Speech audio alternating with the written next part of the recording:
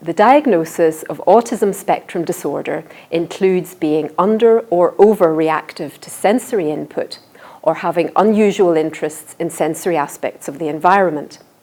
This means that an autistic person is likely to process and respond to sensory information differently to other people.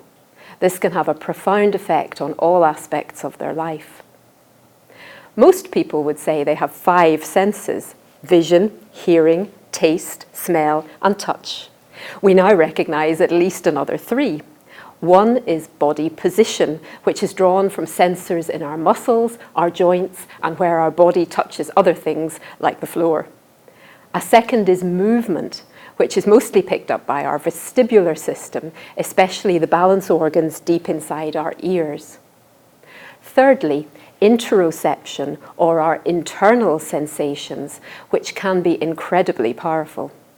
These include hunger, thirst, when we've eaten or drunk enough, pain or illness, whether we're too hot or cold, need to sleep or to use the toilet. Interoception also includes the changes in heart rate, breathing, alertness, or feelings like butterflies in your tummy, which come with and signal strong emotions. For children with autism, any or all of these may be processed differently.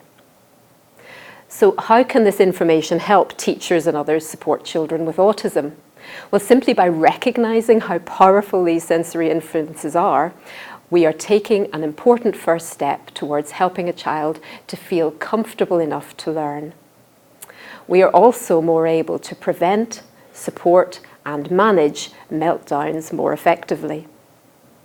A good next step is to consider the environments we all live and work in.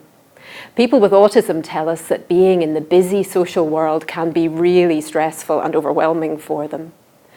Softening the lighting, managing noise and smell, reducing clutter, speed and the amount of others' movement, or the chance of unexpected touch in classrooms are all useful. It's also really helpful to do this in dining spaces, toilets, corridors, in fact in any public spaces.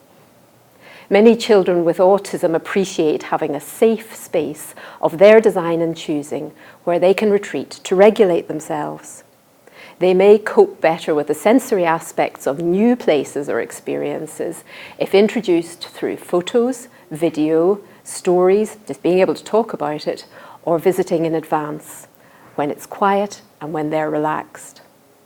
Ideally, we'll find ways to support them to stay with us and to safely display their less conventional ways of keeping calm or expressing their feelings.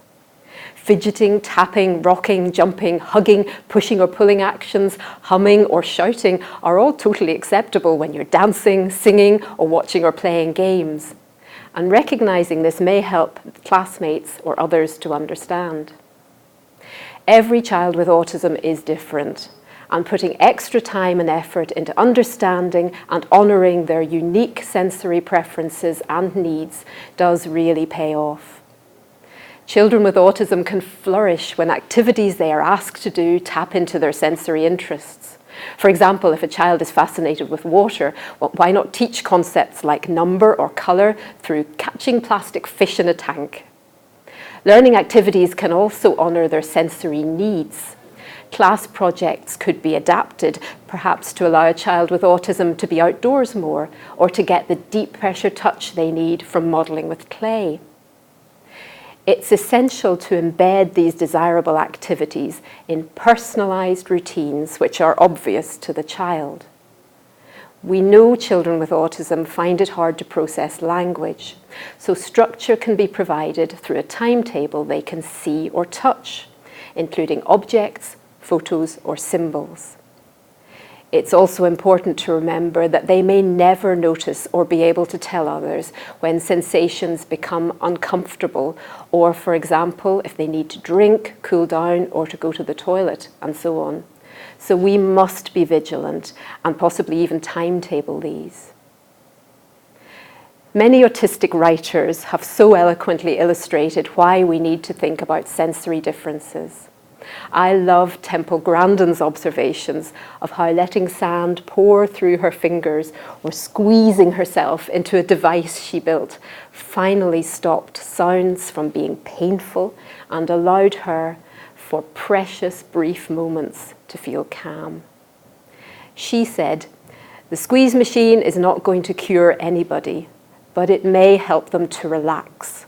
And a relaxed person will usually have better behaviour."